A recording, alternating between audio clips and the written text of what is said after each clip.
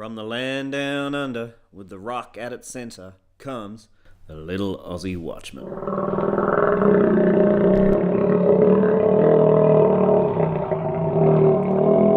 Islam must be reformed, they say. Just like Christianity, they say. It needs to come out of the dark ages and join civilization, they say. Without a flicker of insight, they claim that Islam can and in time will reform and become civilized.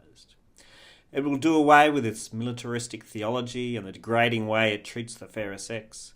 Its outdated belief system will just naturally transform within the light of Western civilization. How blind and foolish they are. Christianity did not reform, it merely went back to its roots.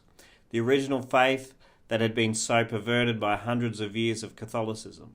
The Reformation came about at the same time as the printing press, for good reason.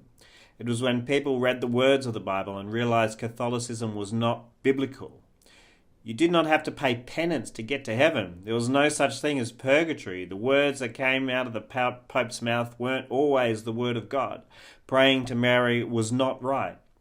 Christian restitution occurred because men and women began to read the word of God. All were equal in the sight of God, it said. Women, men, slave, free, Gentile, and the Jew. All had the same access to God as did the leaders of the church, the word said. The leaders were no more important. In fact, they should serve the faithful and not the other way round. You must love your enemy, the word said. It was the love of God rediscovered in the word of God that brought restitution to the perverted Christian faith. Islam does not have that. It was perverted at its very roots. Muhammad was a murderer, a rapist, and a pedophile. His orders to subjugate and control will not change with time. There is no possible reformation within or under Islam. It must cease to be Islam for it to be reformed. The trouble for Islam is its very founder. It is Muhammad. Those who are unaware of the power of the foundation, the power of the word, and the power of spiritual ideology are content to try and tame the wolf. The very actions of Muhammad must be repudiated. They need to be expunged from those who are under the spell of radical Islam. Time will not be enough to cover his words. They need to be addressed head-on and destroyed for the evil and wickedness they represent.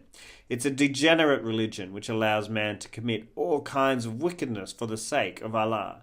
That is the problem. Of course, those who are termed moderate in Muslim do not take the word literally.